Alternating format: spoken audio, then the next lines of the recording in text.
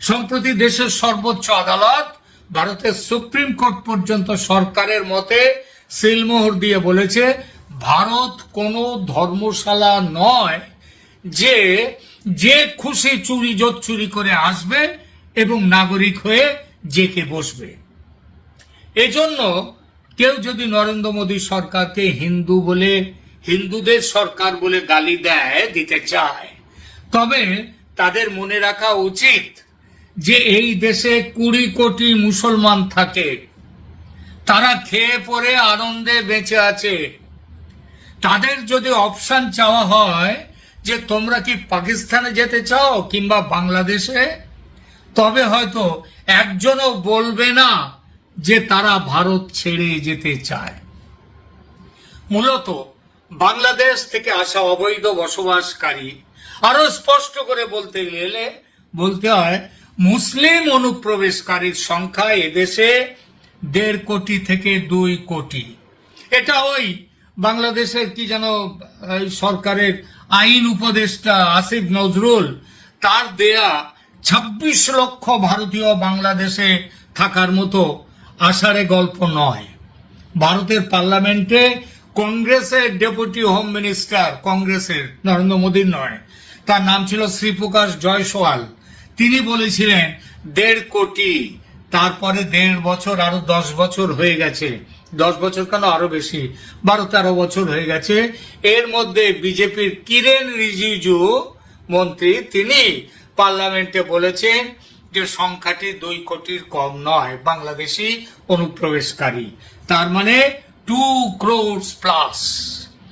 সরকার সিদ্ধান্ত নিয়েছে এই অনুপ্রবেশকারীদের দেশ ছাড়া করবে।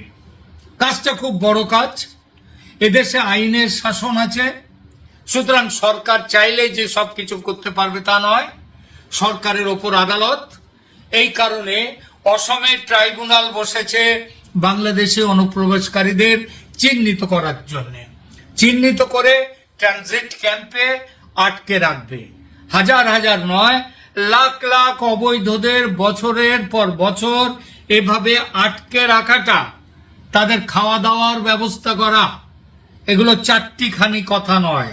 আর আটকে রাখার পরে বিচারে তাদের যদি দেশত্যাগের আদেশ দেয় আদালত, সেই আদেশ পালন করাটাও তো সহজ নয়। হবে কি করে সহজ? বাংলাদেশ মানতে চাইবে না যে এরা তাদের দেশের লোক। ভারত প্রমাণ দেবে তাদের কাছে, সেটা একটা প্রমাণ দিতে 2 কোটি লোককে করতে 200 বছর কেন 2000 বছর লেগে যাবে যদি ওই পথে চলতে হয়। আর ভারতের আদালতের রায় মানতে বাংলাদেশ বাধ্য নয়, নানান ফ্যাকড়া তুলবে। তাহলে এই ফেরত পাঠানো হবে কি করে? খুব বাস্তব সম্মত পদ্ধতি নিয়েছে তাই ভারত সরকার। সেটা হলো স্রেফ পুশ ইন করে দাও, কোনো কথাবার্তা বলার কোনো দরকার নেই, পুশ করে দাও, ধাক্কা মারো, ঢুকিয়ে দাও বাংলাদেশ। ও দেশের পুলিশ বা সরকার এদের নিতে রাজি নয় কি নয়, রাজি কি রাজি নয় সেটা দেখার দরকার নেই। ভারত সেটাই করছে, সেই রাস্তা নিয়েছে। কি নিয়েছে এখন? 2 দেশের সীমানার মধ্যখানে থাকে অনেকটা নোম্যান্স ল্যান্ড, সেখানে গিয়ে ছেড়ে দেওয়া হচ্ছে, তাদের বলে দেওয়া হচ্ছে যাও তোমাদের নিজেদের দেশে। বাংলাদেশের বিজিবি তাদের ধরছে, ধরার পর হই হল্লা করছে, এটা কি ফেরত পাঠাবার পদ্ধতি? আসুন বসি 2 দেশের মন্ত্রী পর্যায়ে কিংবা সেক্রেটারি পর্যায়ে আলোচনা করি, পরীক্ষা করি সত্যি ওরা ফেরত পাঠাবার যোগ্য কিনা। শোনা যাচ্ছে বাংলাদেশের পররাষ্ট্র সচিব, এই পররাষ্ট্র উপদেষ্টা মিস্টার জনাব তৌহিদ হোসেন, এরই মধ্যে এই বিষয়ে 5খানা চিঠি দিয়ে ফেলেছেন ভারত সরকারকে, মানে বসবার আবেদন জানিয়ে যে এরকম ভাবে দয়া করে ফেরত পাঠাবেন না। ভারত জবাবই দেয়নি, জবাব দেয়নি। 2-1 জায়গায় বর্ডার গার্ডস বাংলাদেশ পুশিনের যেই বিরোধিতা করেছে সেখান থেকে তাদেরকে সরিয়ে নিয়ে এসেছে ভারত, তারপর এমন জায়গায় নিয়ে গিয়ে ছেড়ে দিয়েছে যেখানে বাংলাদেশ বর্ডার গার্ডস নেই, সেখানে গিয়ে ছেড়ে দিয়েছে। এমনকি শোনা যাচ্ছে সুন্দরবন এলাকায় নিয়ে যাচ্ছে, সেখানে নৌকায় তুলে দিয়ে বলছে যাও ওপারে তোমাদের নিজেদের দেশে। এইভাবে রোহিঙ্গাদের দলকেও কিন্তু আন্দামানের কাছে নিয়ে গিয়ে সেখানে সমুদ্রে ছেড়ে দেয়া হয়েছে, নৌকায় তুলে লাইফ জ্যাকেট পরিয়ে লাইফ বোটে তুলে দেওয়া হয়েছে, যাও তোমাদের জায়গায়। তারা গিয়ে উঠেছে মায়ানমারে। এরকম ঘটনা ঘটছে।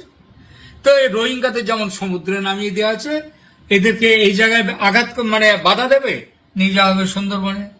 যা ওখান থেকে নৌকায় তুলে বলবে এপারে ইন্ডিয়া, ওপারে সুন্দরবন, ওপারে হচ্ছে বাংলাদেশ, আর একটা সাইডে হচ্ছে সুন্দরবন। কোন দিকে যাবে? যেতেই যেতে হবে সুন্দরবনে, বাঘ আছে, নইলে যেতে হবে বাংলাদেশে। ভারত কড়াকড়ি করে রেখে দিয়েছে। আসল কথাটা হচ্ছে অনুপ্রবেশকারীদের ফেরত পাঠাতে ভারত এবার দৃঢ় প্রতিজ্ঞ। কিন্তু এত বছর পর, বাংলাদেশের জন্ম ৭১-এর পর, এটা হচ্ছে ২০২৫, ৫৪ বছর পর। তো ৫৪ বছর পরে এতটা দৃঢ় প্রতিজ্ঞার কারণ কি? এর কারণ একটাই, সেটা হলো ইউনূস সরকার। ইউনূসের ভারতের সঙ্গে যে শত্রুতার লাইন নিয়েছে, এর প্রধান কারণ হলো সেইটা। ইউনূস সরকার সেদে নিয়ে এসেছে এই বিপদ। যাদের ফেরত পাঠাবার কথা হচ্ছে, তাদের বড় অংশ ভারতে এসেছে ১৯৭১-এর পর, অর্থাৎ বাংলাদেশের জন্মের পর। বাংলাদেশকে ভারত নিজেদের আত্মীয় হিসেবে দেখে এসেছে এতদিন। তাই পাকিস্তান আমলে যাতায়াত নিয়ে সীমান্তে যে ভয়ঙ্কর কড়াকড়ি ছিল, সেটা বাংলাদেশ জন্মের পর, ৭১-এর পর সেই কড়াকড়ির কিছুই ছিল না। এটা হাসিনার আমলেও যেমন ছিল না, তেমনি সব সরকারের আমলেই কিন্তু এই যাতায়াতটা, ওপার থেকে এপারে চলে আসা এবং আবার কাজকর্ম করে আবার কিছুদিন ওপারে গিয়ে থাকা, এবং ওপারেও এক সেট, অনেকে আমি জানি ওখানেও এক সেট বিবি বাচ্চা আছে, অনেকের এপারেও আবার এক সেট বিবি বাচ্চা আছে, এপারেও সংসার ওপারেও সংসার, যাওয়া আসা চলতোই। এটা শুধু হাসিনার আমল নয়, সব সরকারের আমলেই কম বেশি ছিল। আর তারই ফলশ্রুতিতে আজ এদেশে এত বিরাট সংখ্যক বাংলাদেশিদের ভিড়। আজ দুদেশের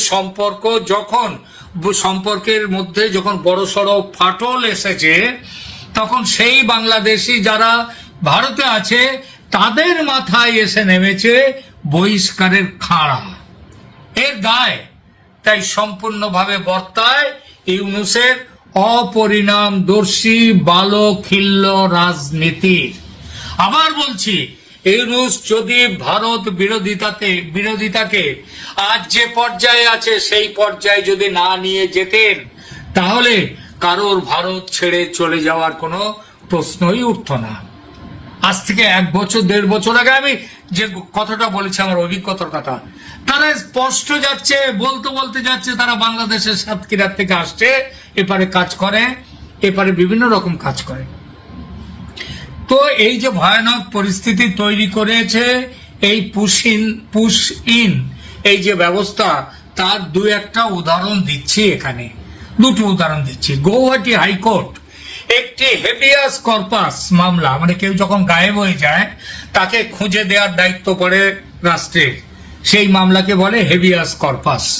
সেই হেভিয়াস কর্পাস এক মামলার পরিপ্রেক্ষিতে গৌহাটি হাইকোর্ট রাজ্য সরকারকে নির্দেশ দিয়েছে যে সেখানকার ২ ভাইয়ের, অবশ্যই তারা মুসলিম অনুপ্রবেশকারী বলে চিহ্নিত, তাদের হঠাৎ গায়েব হয়ে যাওয়া নিয়ে আদালতের কাছে নির্দেশ চেয়েছে, তারা যেন রাজ্যকে বলে তারা কোথায়, তাদেরকে যেন খুঁজে নিয়ে আসে। এই ভাই দুজনকে ২০১৭ সালে একটি ট্রাইব্যুনাল অবৈধ এবং অনুপ্রবেশকারী হিসেবে চিহ্নিত করে। তারপর তাদের গোয়ালপাড়া, কবে ২০১৭ সালে, তারপর ৮ বছর চলে গেছে, তাদেরকে কোথাও পাঠানো যায়নি। তো গোয়ালপাড়ার ট্রানজিট ক্যাম্পে তারা ৩ বছর ছিল। তারপর তারা সেখান থেকে জামিন পায়, বেল পায়। এই বেল পাওয়ার পরও তারা দেশ ছাড়ছিল না, তারা ওখানটায় রয়েই গেছিল।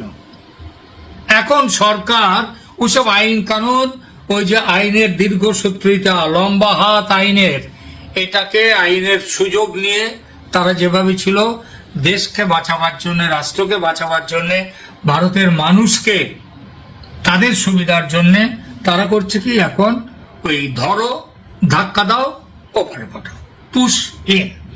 অবশেষে পুশ ইনের মাধ্যমে কাম তামাম। আরেকটি ঘটনার কথা বলছি, সুপ্রিম কোর্টে আর এক হেভিয়াস কর্পাস মামলা দায়ের করেছে 26 বছরের এক মুসলিম যুবক। তার মা ধুবড়ির মনোয়ারা বেওয়া, তার খোঁজ পাওয়া যাচ্ছে না। সম্ভবত তাকে ধরে পোস্টিং করে দেয়া হয়েছে বাংলাদেশে। তবে এই সান্ত্বনার কথা হিমন্ত বিশ্ব শর্মা বলেছেন, আদালত যাদের অবৈধ ঘোষণা করেছে এবং এদেশে আসার বৈধ কাগজপত্র নেই যাদের, তাদের ফেরত পাঠানো হবেই। এই বিপদ যে কত বড় বিপদ সেটা বুঝতে পারছে এখন আমার বাংলাদেশ। তাই তৌহিদ হোসেন ভারত সরকারের পায়ে ধরতে বাকি আছেন। 5খানা চিঠি দিয়েছেন ইতিমধ্যে ভারত সরকারকে, দয়া করে এইটা বন্ধ করুন, আমাদের সাথে বসুন, আলোচনা সাপেক্ষে আমরা কাদেরকে কিভাবে ফেরত নেওয়া যায় সেইগুলো দেখব। ভারত সরকার চিঠির উত্তরই দেননি। কেন উত্তর দেবে? 5 কেন 50খানা চিঠি দিলেও উত্তর আসবে না। কারণ সম্পর্ক যেখানে শত্রুতার জায়গায় নিয়ে যাওয়া হয়েছে, চরম শত্রুতার জায়গায়, সেখানে নিয়ে গেলে কোনো আলোচনা আর হয় না। একটা হিন্দিতে একটা চমৎকার প্রবাদ আছে, যার বাংলা করলে এটা দাঁড়ায়, শত্রুতা করো ঠিক আছে, কিন্তু এমন শত্রুতা করো না যেখান থেকে পিছিয়ে আসা যায় না। অর্থাৎ শত্রুতারও একটা মান থাকতে হবে, পিছিয়ে আসার জায়গা রেখে শত্রুতা করতে হবে। ঠিক আছে? বাংলাদেশ সরকার সেই লাইনটা ভুলে গেছে। তারা এমন জায়গায় নিয়ে গেছে দুদেশের সম্পর্ক যেখান থেকে ফিরে আসার জায়গা আর দেখা যাচ্ছে না। অন্তত এই সরকার, এই ইউনূসের এই অবৈধ, এই বালখিল্য, অপরিণামদর্শী সরকার যতদিন ক্ষমতায় থাকবে সেটা দেখা যাচ্ছে না।